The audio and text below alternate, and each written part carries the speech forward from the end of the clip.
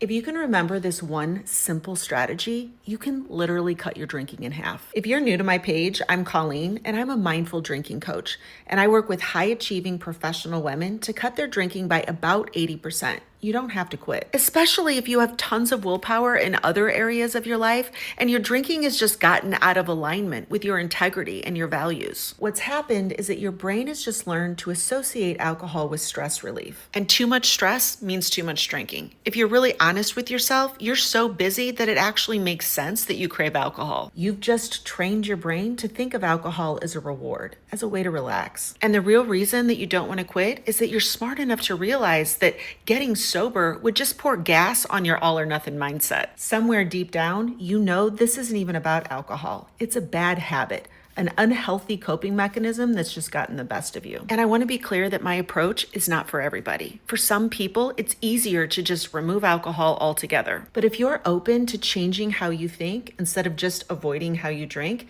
then you've got to try mental rehearsal. Mental rehearsal is what we do when we're getting ready to have a big conversation or give a presentation. We imagine ourselves going through the motions and saying our lines and planning for how we'll respond if something goes wrong. And you already know the more you practice something, the better you get. Mental rehearsal is more than just thinking. You're actually experiencing how you will feel in that situation. The brain doesn't know the difference between fantasy and reality. It experiences everything like it's really happening, which is why if you can't see yourself doing something, you're not actually going to do it. And you've got to stop telling yourself the bullshit story that you don't actually know when to stop. You know when you've had enough. You're just pretending to not know. So you've got to set the scene in your brain and imagine yourself checking in instead of checking out. So when I've got a client who's worried about an upcoming event because she's afraid she's going to overdrink, her homework is to spend 2 to 3 minutes a couple times a day